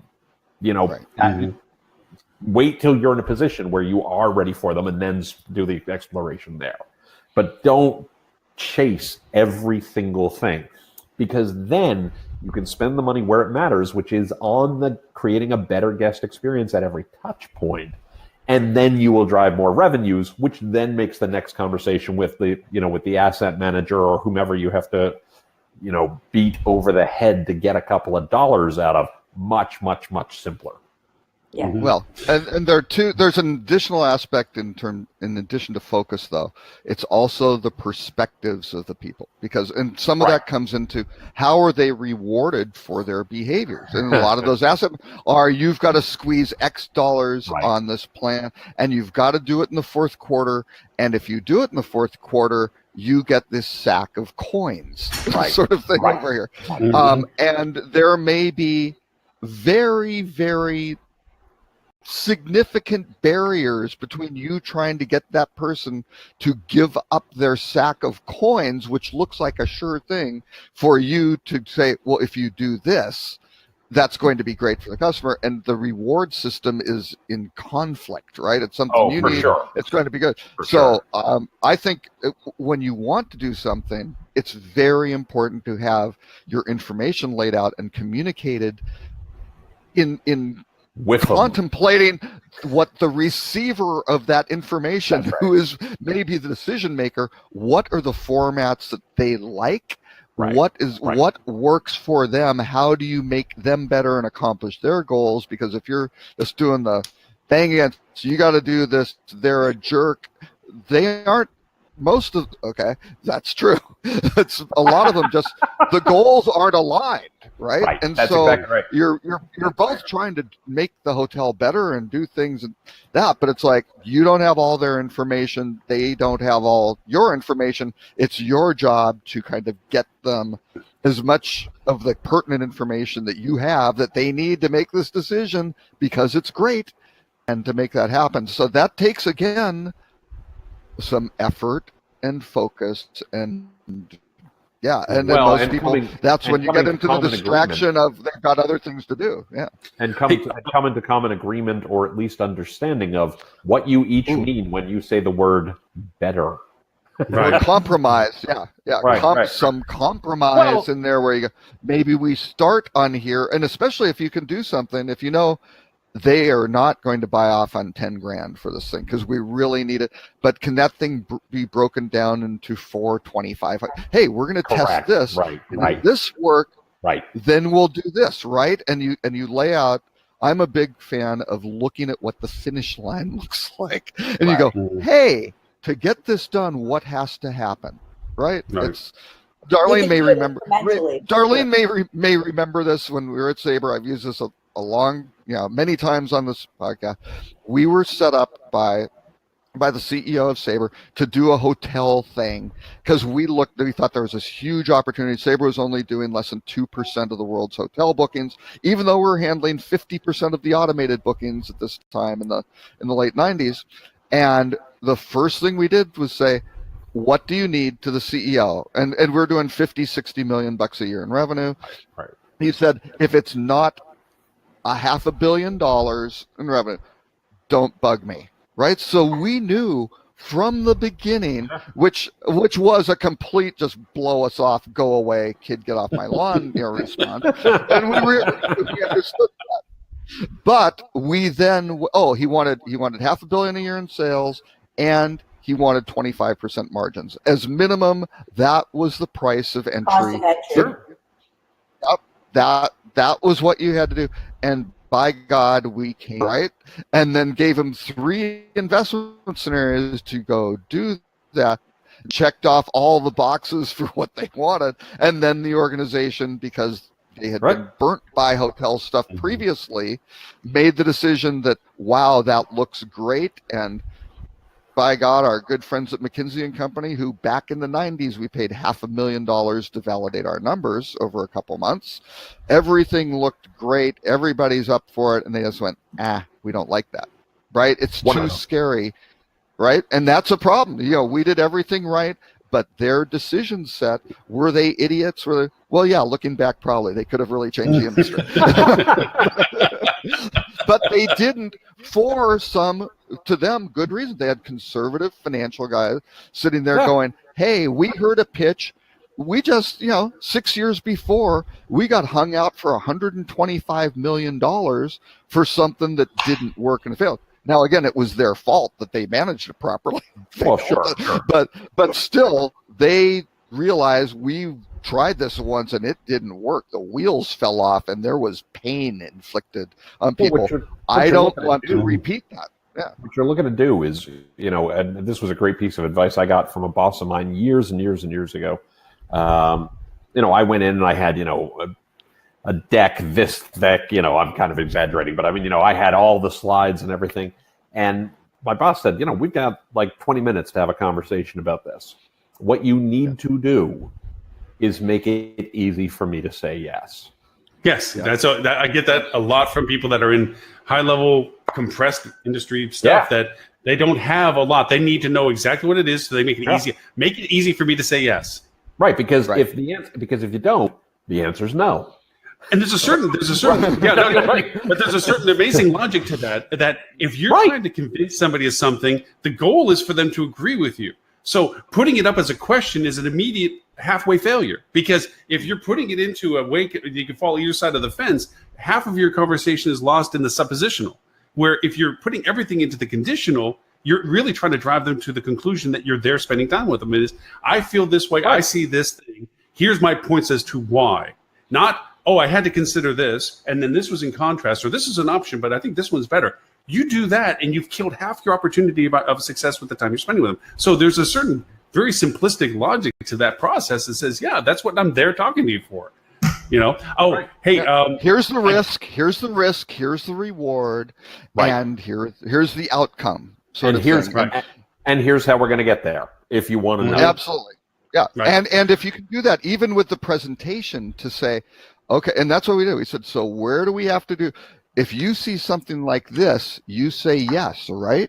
And we kind of had that agreement, and it didn't work out in that scenario. But that's okay. That's Guy Kawasaki's great pitch deck, right? Have you guys seen this? This is fantastic. This goes way back. Guy Kawasaki was an evangelist for Apple years ago, and he has the greatest pitch deck ever sold, right? Do we lose Tim? He's frozen. Tim is all about. That was the pitch deck. That was it. The drama. It's the I'm back. 10 slides, 20 minutes, 30-point font. And if you cannot tell your story in that format, you're not ready to go ask somebody to say yes for it to it. Very good point. Very good point. I wanted to throw in, because I know Ed isn't here for us, Tim, to rebuke the fact that I like to bring technology, but we always once in a while bring in some tools. I had the pleasure, as you guys know, I run around with the Rocket programs. Don't call Ed a tool. He's not here to do Ed's a tool. He doesn't like tools. No. So I run around with Bonnie Buckheiser in the Rocket program for HSMAI, and she, in her presentation through the whole revenue process, she does a phenomenal job. She talks about carbon paper training. And of course, she makes jokes about, you have to be old enough to remember carbon paper to even know what carbon paper training is. But the idea of it is that a company will go through and spend money in training somebody. But through the cycle of evolution of replacement people and positions and so forth, the training turns into a lot like you see faxes back when they used to be used, where you get some mangled, half-angled, very faded, hard to read. Nobody ever redid the form. They just kept using some copy of some form to do it, right? So she calls it carbon paper training, where you take somebody on a system, teach them, they remember what they remember, they forget what they forget, obviously, and then only that part gets handed down to the next person that takes over their role, if you're so lucky to even have them trained. Eventually, 2 or 3 generations out, you're dealing with a very expensive system that's being run by a very poorly educated person. Right. Not that they're not dumb or anything, it's just they didn't give the full training that they had from the first person. Right. So I was looking at a way of trying to solve that. I came across a couple of tools that I gave to a couple of my clients that are absolutely freaking loving them at this point. And one is called Fleek, F-L-E-E-Q. And this is the cool part that it does. You turn it on, and every time you click on a screen, it captures it. Now, it creates a deck of these as you go along, and you go back in, and you type what you want to say you captured that screen for. You can highlight it, arrow it, circle it, fade it, blur it, if there's confidential data, whatever. Okay? And you put this together, and you type in what you want to say about it, hit make, and it makes a video out of all the deck. And it audio translates what you typed in 18 languages if you want it. So you can have, if you need it in Spanish training or English training, whatever like this, you simply indicate the language that you want them to listen it to, and it translates what you type it into, and it highlights the slide deck as you go along. And what it has done is that as they roll in new technology to their play, because they're doing a whole mess of innovations, they're changing the PMS systems, they're changing all this other stuff, is that as they're going through the training, they're making these people click as they go through their processes to create train decks that make videos that are audio, and they're putting it into an FAQ to diminish that carbon paper training problem that will happen. Is there's going to be attrition. That the person that's being trained now is not always going to be in the position of it. But now there's a residual deck of their training process in audio as well as video, because it makes the video out of it. That is a perpetual thing that now if somebody goes to sit in the chair, the person, if they have the fortune to teach the next person, can use that as the start point and then refine the details that maybe didn't get covered when they did it first time around. And the other part, that there's another one that's not video-wise, is called Step Shot, STEP shot.net.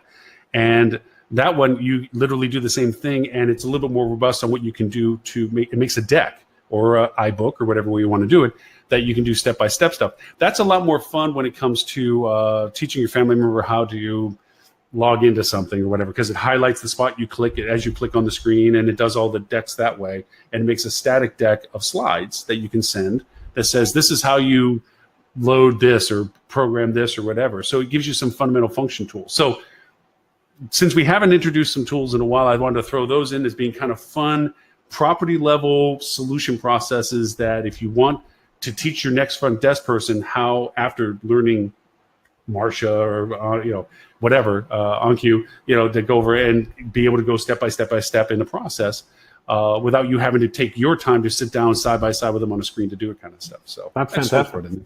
Yeah, it's just kind of a little fun throw-in thing, because we hit news so much now. I'm like, I want to throw some tools back in there. I want to get some tools in the show. That's great, and I'm putting the links. Thank you. And I appreciate that. Thank you, Lauren, that you marked again my comment as spam. I have tried. I said no. I like it. So why does it make spam? Everything Robert puts in there is like, I'm sorry, that's spam. I'm sorry, that's spam. Even when he posts on Facebook. Did you guys look at the video that Stuart shared with us about Burger King? That was awesome. Oh, I forgot to put that. I mean, I can play it. I have it queued up. Maybe I can share screen. Before you play it, I apologize. We don't have to. We don't even have to but it's pretty brilliant. 9 minutes to 1. I've got to run. I have on the clock, so I got to 12 on your side. How can you have something that you're sitting in the world's famous kitchen of MI6 in London, aren't you? I mean, that is the breakout room of it. I appreciate the backdrop. I'm broadcasting from an undisclosed location today. I was mentioning to Lauren beforehand that I'm happy to share this. This is not anything conspiratorial or anything. My daughter had oral surgery this morning, so she's resting on our couch, and I'm just keeping an eye. So that's why I'm sitting in the kitchen this morning as opposed to in the office. I'm sure her hearing our conversation is a good form of anesthetic. So it's probably not her out completely. That's why I'm wearing these, Robert. She can't hear the conversation, right? Exactly. Well, she can hear your side of the conversation. Right, exactly. Well, she's wearing headphones and I think watching Rooster Teeth videos, so it was all good. But nonetheless, unfortunately, I do have to take off. I've got a commitment at 1:00. So I'm gonna take off. If you want to, by all means, share the video. The video is awesome. It's a great way to demonstrate net neutrality. I thought it was really, really good. I did too. It's posted in the comment stream. So. We can watch it, but I mean, there'd be a few minutes. But Tim, if people want to know more about what you do, and by the way, please make sure they understand that you have an absolutely phenomenal podcast that is literally a do not miss each week. You and Field Travels are the two that I will never miss. Actually, there's three. There's also social media. I appreciate it. But I do not miss it.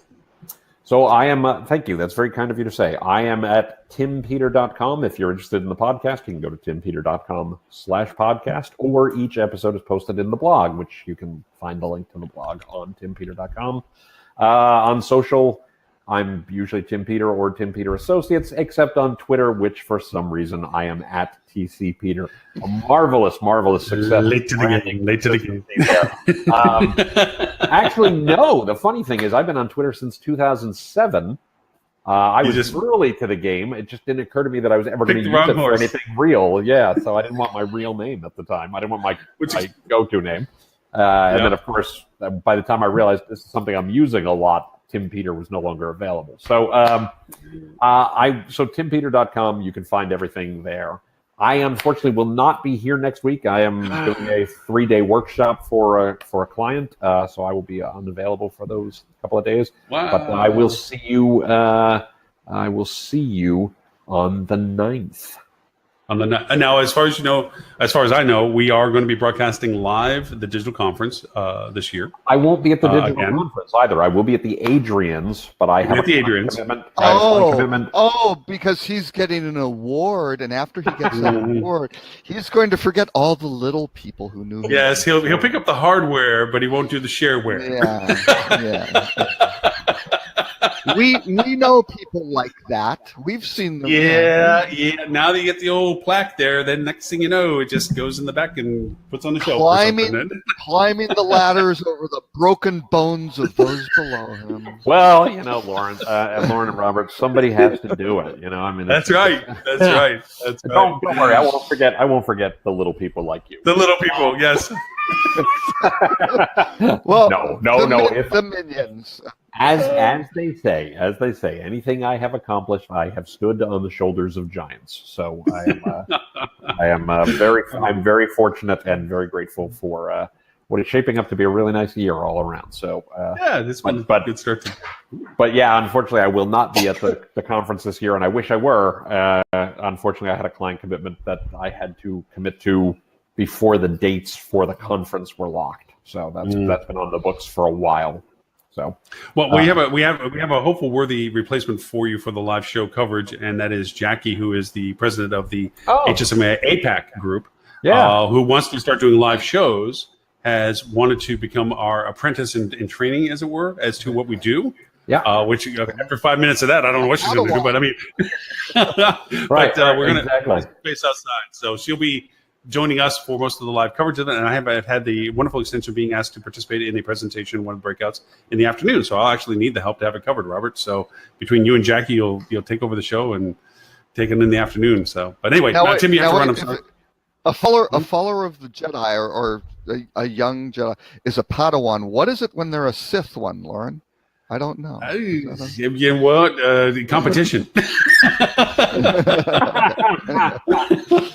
Fantastic. Anyway. All right. Well, I hope you all have a great weekend, and I will see you in 2 weeks' time. So enjoy, everybody, and see you soon. Thank you very much. Thank you very much, Tim, for your time. Appreciate it. Bye, Tim. Bye, Tim. Bye. Well, wow, change the screen real quick. So with that in mind, I mean, I threw the tools in. We can play the video. I mean, we can do a little bit later because there's some really good other items, Tim, Robert, we haven't got to that if we have time. I mean, Darlene, you good? You still got a little time with you? You can hang with us on this? No, I have a hard stop in about 3 minutes. Dang it, Robert. Okay, there are two things I do want to cover. Anybody who wants to know about Bitcoin, we do not need to talk about it here on the show, but I will post in the comments a great article from the New York Times Magazine. It is very long. I suggest if we're talking about tools, there are some things of text to voice translators, things like that we could talk about, which is actually how I wound up listening to it. It is a long article, but it really encapsulates what's going on with the blockchain and how these things are funded, the positives, negatives, and the whole change of like these open protocols of what's coming. So I will post that. It's called Beyond the Bitcoin Bubble. Yeah, it's a and it'll just come up as spam anyway. And thank you for marking those as spam, Lauren. That is not good. It's my contribution to your post. Now you're doing me fair. I don't know why it keeps coming up as spam because I mean I do by liking. I thought by liking because obviously when you put contra links into it as well, that when you start putting links, they do try to get early flagged as spam. But I thought by the host of whatever it is that's being broadcast, you're attaching it to, that it would keep it away from it. But apparently it doesn't. But I'm wondering what the host of whatever it is that's being broadcast, you're attaching it to, that it would keep it away from it. But we are getting an echo from Lauren. It's not me, but it's not you?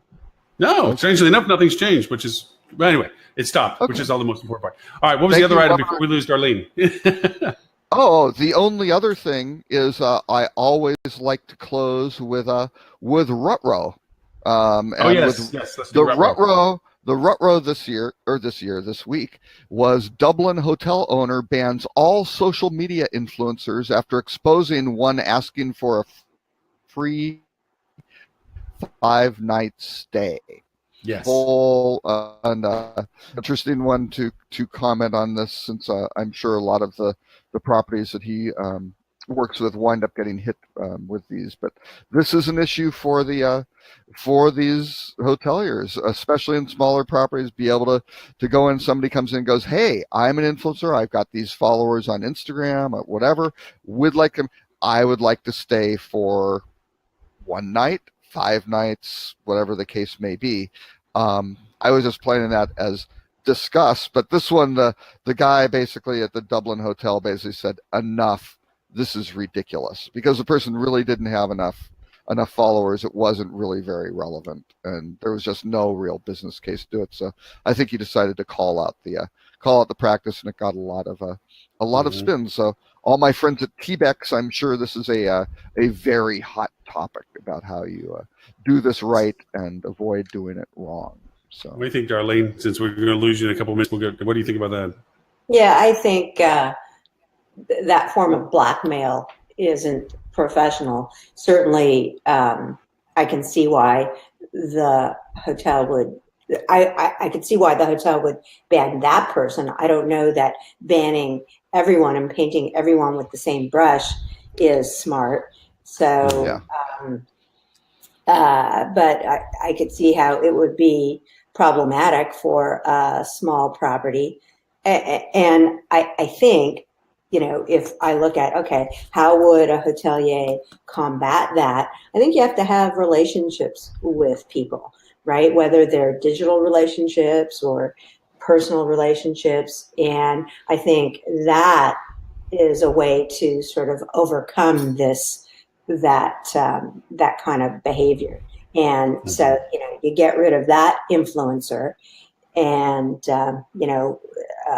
tag yourself with other influencers who are more legitimate and fair. Mm-hmm. Now, I think the way I read it was that early on, it looked like the hotelier was handling it properly by not calling out specifically, just in reference to. But to your point, Darlene, I think by banning everybody, they created a backlash for themselves that wasn't necessary. I think bringing it up to the point of like saying, hey, I'm calling this out because I don't think this is relevant. I don't think this is valuable, to a point maybe blackmailish, but also to the point of what the way the hotel referred to it as self-empowering to the blogger or to the influencers they call themselves and so forth. But then by being critical of those who do have great followings as to not being acknowledged, because I'll tell you flat out, I mean, this, and too bad Ed isn't here for us on this portion. If you have somebody, we used to have a prioritization of looking at social profiles of people that were arriving, and people that were heavy into Yelp or heavy into TripAdvisor reporting and so forth. This is an opportunity to have a large voice of upgrading them or giving them opportunity. And if people don't say that hotels do that, they do it every dang day. They look at their arrivals and acknowledge the people that they think are worthy of additional interest of value. So this is a way of doing business. But to say negatively, we're not going to recognize any value proposition with anybody, is to really kind of say, did you really have to go that one step too far? I mean, this is a great point you made. This is a great example of something that is dysfunctional. But to then say that we're not going to acknowledge any value proposition about people that have large audiences might be a little bit more into the negative for them than it should have been made initially, I think. So I agree with you completely on that one. So, Darlene, before you go, where can people find you? They can find me on LinkedIn. In fact, I just went through, this is interesting, talking about tackling a project. I thought I had a pretty good LinkedIn profile previously, and now that I'm looking for my next gig, I thought I needed to take a more constructive look at marketing myself on LinkedIn. So I heard this guy earlier this week speak. His name is Terry Sullivan, and he's an expert on social marketing, particularly for professionals. And so he and I chatted, and it caused me to rework my entire LinkedIn profile. I mean, I tore it apart and redid it from scratch, and it was quite the exercise. But I've made it. I've made it searchable in ways that is really in the past 48 hours making a huge difference. So I would urge all professionals, whether you're looking for your next gig or you're happy with the one you have, take a look at Terry Sullivan's website. He has some amazing tips and advice on how to re-engineer how you market yourself on LinkedIn, and I'm like super happy with how it turned out. So LinkedIn is I will post if I can get in there. I will and find it. I will go and post it here. So yeah, and I don't have it handy, but he sent me a short white paper on it, and I'll shoot that to you guys. So if you care to share it after the fact, you'll have Absolutely. Absolutely. We'll put it up on the show notes. Great. Yeah. And so LinkedIn is the best way for people to get a hold of you via all the changes. And I'm going to go look at it and see what I can learn from what you just did to all your stuff. Because to your point, back a few years when I went over and I'm looking at it, it's like LinkedIn used to be just a de facto. It's like, yeah, hey, I got one. I put this stuff in there and blah, blah, blah. But then when you want to lean on it, you look at it and go, yeah, I got to do all. And to take one step forward, you sometimes have to take like 5 steps backwards. It's like, I got to build that, make that, do this, build this. It is an act, a task of love, because you have to make sure that your profile, that's in the world of and platforms of, that is the platform that is the business. Yeah. And it is ironically the platform for me is like my relationships I have on there. On Facebook, I'm basically a whore. I follow and face everybody because I like to see what's going on in the world when it comes to social. But LinkedIn, it's all about, do I know you? Is it in the industry that I'm in? Is it relatable to business for me? And I have a very strict criteria as to who I associate with within LinkedIn compared to my other social platforms. So yeah, in that sense, you want your best foot forward on it. So yeah, absolutely. Well, that's actually a very interesting strategy too, because I think different people have different things. So I am much more constrained on my Facebook, who I connect to on Facebook. On LinkedIn though, I have I don't know, well over 1,000 requests that I haven't accepted, sort of thing. I don't always blow them away though.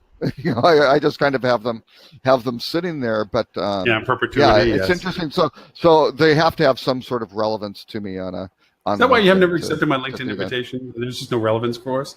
Thanks. Terry also offers advice on that caused me to rethink of who I connect with on LinkedIn. And effectively what he's saying is that, first of all, you never know who is going to be the key to a connection, right? Or a new relationship that could be beneficial. So he's not saying link to everybody, and you should use your judgment when linking to people, but look at things like how many connections you have in common, look at their recommendations, look at their skill set. And if you see that they have put some effort into defining who they are on the platform, then that they're probably worthy of accepting their connection. And like I said, you never know where someone will lead you. I used to one of my simplest criteria was if they didn't even put a profile picture in, I wouldn't even consider profile picture is very important. Absolutely. But ironically, and this is something that I started taking to your suggestion, I started looking a little bit more of like, okay, so why are they even asking if they're not even putting the effort into identifying themselves clarity wise? And I started noticing that a lot of CEO level people and so forth, whether they just ask somebody to build something basic for them or whether, some sort of handler for them, that there was some very high level people, if in fact they were, which they should have been because they validated their positioning. I'm like, oh, okay, so this is this guy or this girl at this level, and yet they don't even have a profile picture, but they have their account and they have their validation of employment. And it's like, okay, sure. And because then you look at who else they're connected to. So it was like a handler set up their account, but they hadn't finished it yet or something. So I then modified my, it's like to really take the time. Just don't say, oh, that's a drywall person. Why do I have to know a drywall person? Little do you know that's the son of the CEO, that the reason why they're connected is because their dad knows you or something like that. And they're like, oh, well, maybe this is worth some sort of connectivity. So yeah, take the time is a great suggestion for it. So, So thanks, you guys. Have a good one. Thank you. Robert, I'll see you at HEDNA this week. That's right. Yeah, I'll be in Austin for HEDNA, I think Monday evening through leaving Thursday morning. Yeah. So nice. I get there on Tuesday, and I'm taking Vaughan Lane. You know what that is? It's the new luxury bus that leaves from Luffield nonstop. You got to tell me about it. I almost took it down to high tech when it was down there. I almost took Vaughan Lane. Where? Huge lazy boy chairs in it, and you got the Wi-Fi. Where's it leave? Wait, where does it leave from? It leaves from the Embassy Suites at Love Field and takes you nonstop to the Hyatt in Austin, Hyatt Regency in Austin, and then I'll just Uber over to the Sheraton. $100 each way, and they have great chairs, Wi-Fi, food and beverage service, an attendant, a washroom. Yeah. Blah, blah, blah. Wow. Yeah. But- I almost took it to go to high tech. Yeah. It was a big, and they have one that goes to Houston too. They have a route that goes to Houston as well. Exactly. Yeah. I'm trying it out. I had not. That will be an interesting. I'd like to hear that. Yeah. We are driving down since my daughter lives down there. My wife's coming along, so she's going to be motoring around with the car. But that'll be Nice. So. Nice. So I'll see you down there, Lauren. Thank you for the invite, and I'll see you next time. No. Excellent. Thank you, Darlene, for making the time. Thank you very much. Mr. Robert, we'll put the other articles that are in the that you gave. Thank you very much again for making the list of topics today. I've come to just like, hey, you know what? You're faster, better at it. It's like I can always throw in a couple of curveballs, but for the most part, you come up with some good stuff. And since you're still sitting on the digital council, which will soon be the digital board or the marketing board, it makes sense that you just feed them the content that would be coming up on the show anyway. So I appreciate it very much. And since the much maligned, since Ed isn't here, the Rock Cheetah news feed that he dislikes so much on Twitter. I don't know if he follows it or not. I'll have to actually check to see if it's on there. But it's actually, you can kind of scan through the stuff and go, here news and I use Feedly a lot now more than I was before. I used to pull them off the article because of all the newsletters I signed up for, and now I just go to Feedly. It's like, you know what? Rather than me go through my emails that I subscribe, I'm like, I'll just jump over to Feedly. Now I read the articles and I'll snip them like I normally do during the week anyway. You know what we should be doing? I mean, we should actually make this year in review book. Just take all the articles and everything we did every week this past year, slap it together, and just make a year in review book that says this is all the stuff we talked about and things we thought were important each week, and sell it on eBay. Get rolling on that, Lauren. And it's a cut and paste. Well, hey, I had to go in, and my website is a disaster. I moved over hosting, and I lost my security sale on it because I had all the links to all of our show broadcasts on all the posts for each show, and for also on all the archive pages. Well, they were all using Cloudflare, and Blab died, so all those Cloudflare polls were toxic. Hausa died. All those Cloudflare links were toxic. So I had hundreds of links trying to hit Cloudflare, which lost my security seal, and it went over and killed my speed load times on my site because they were all trying to pull up when the site was coming up for their links, and it created a caching issue that was. So I had to go through this past week and literally got out, I think, almost 180 direct links. The only ones left are the ones we shifted over to. So did you had the actual links going to the Cloudflare address as opposed to the canonical no, in the iframes, itself, the links that were being provided by Blab and House at the time were Cloudflare referrals. So all those hrefs were going out to Cloudflare. So they turned toxic. Canonical. Yeah. Right. So it just turned into a toxic poll that wasn't allowing me to secure the site. It created a whole mess out of it. So I had to rip all them out. I saved all the Hausa links because they still seem to be harbored. I did do a local copy before Hausa got lost, but we lost some of the Blab ones when Blab went under. We lost some of the earlier shows. We have the topics, but we don't have the show links anymore, or the shows recorded because I never did a hard record on them. But I grabbed all the Hausa ones when we had them. I have those on local. I'll eventually reconstitute those into the archives as just YouTube referral ones. I'll just load them up into YouTube and do them on pages and just put them on I'll probably kill the posts. Well, actually, I won't kill the posts. I just won't put them on the post, but I'll put it back to the archive page. But I had to clean all that up. So you changed hosting providers. You lost your my SSL. Yeah, and I still have a problem with it because I went from Apache to II8, and because of that, the SSL is not identifying it.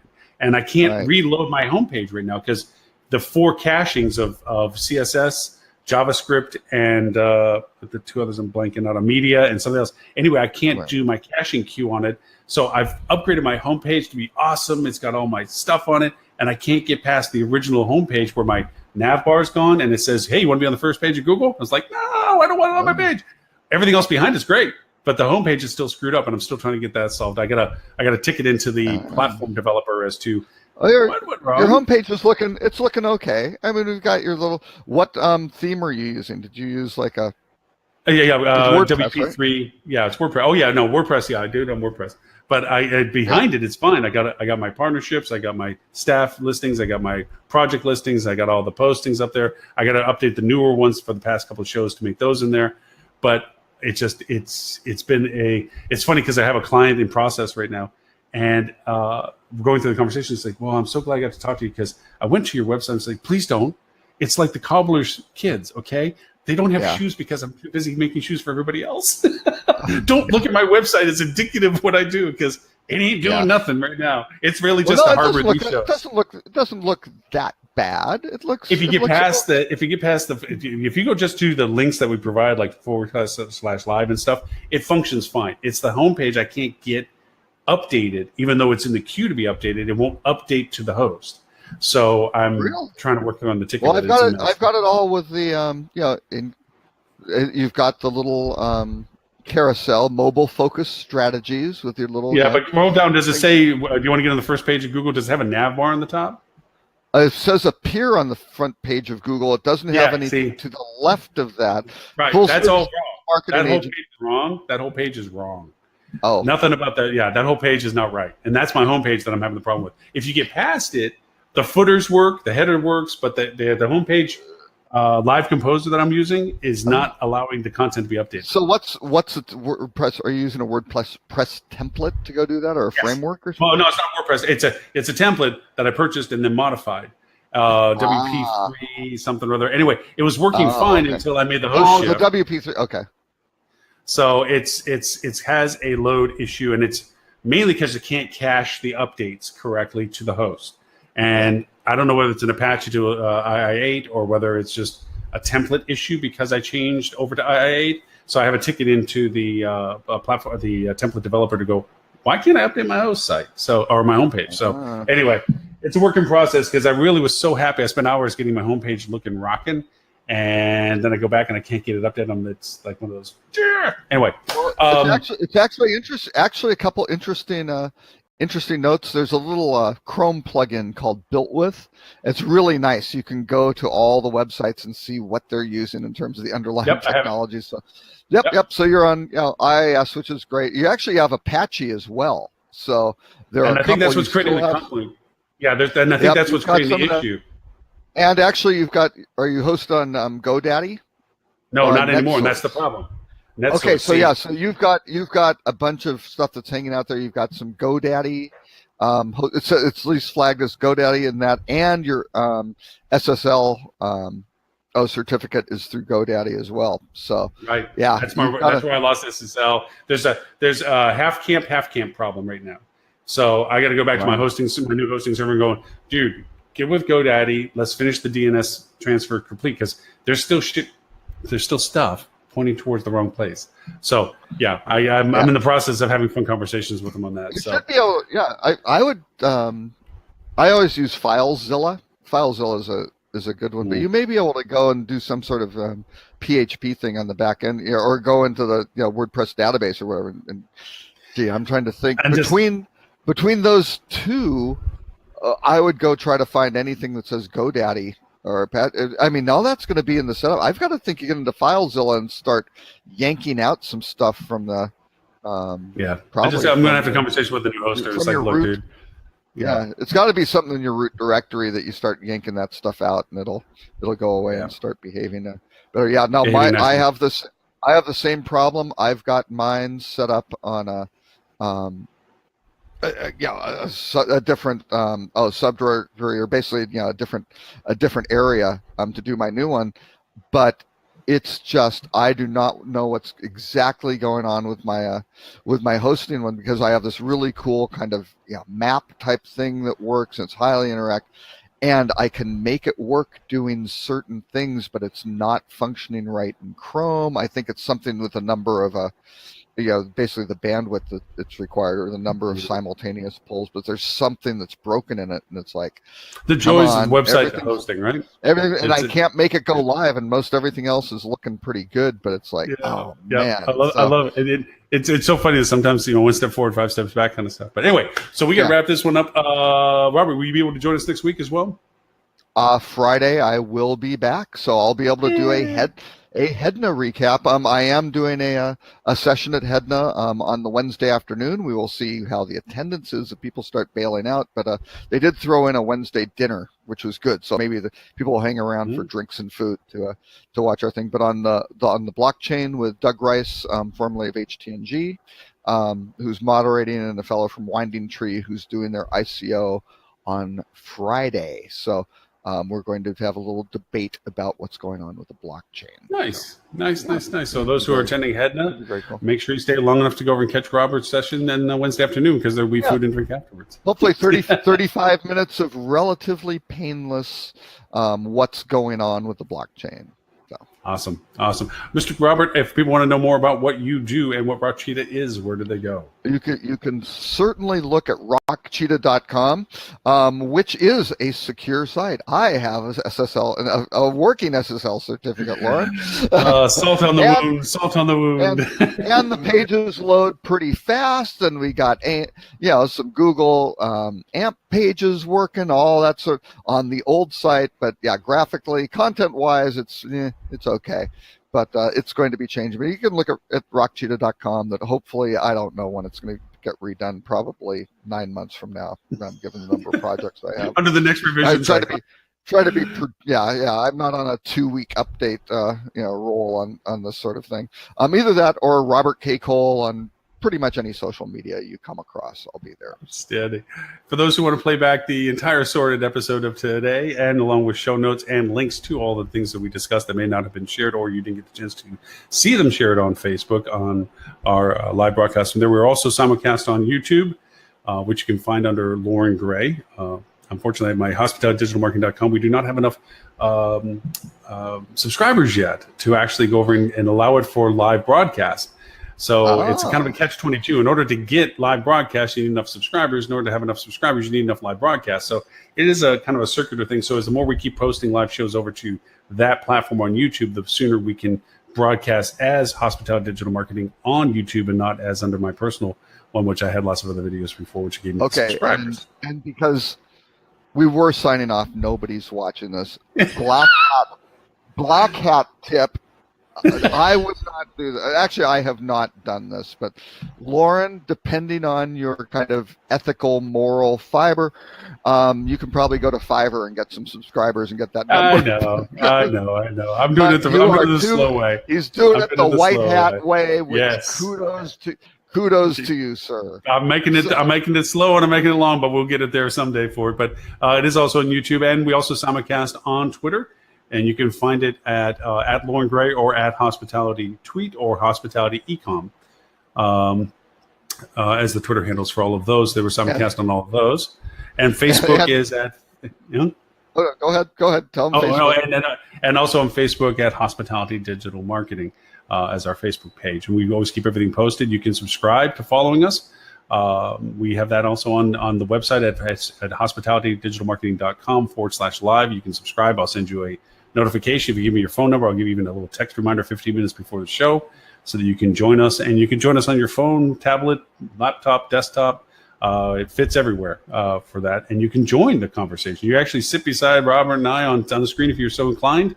We'll give you a chair, and you can pontificate as much as we do, or contribute as much, or disagree with us as much. If you'd like, or try to get a word, try to get a word in edgewise, if you like.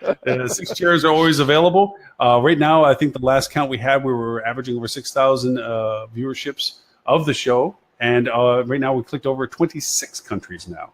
So fun that we're actually getting that global in our distribution. So thank you for all those who do watch and listen to us over the course of each week. We do every Friday, 11:30 Eastern, 10:30 Central.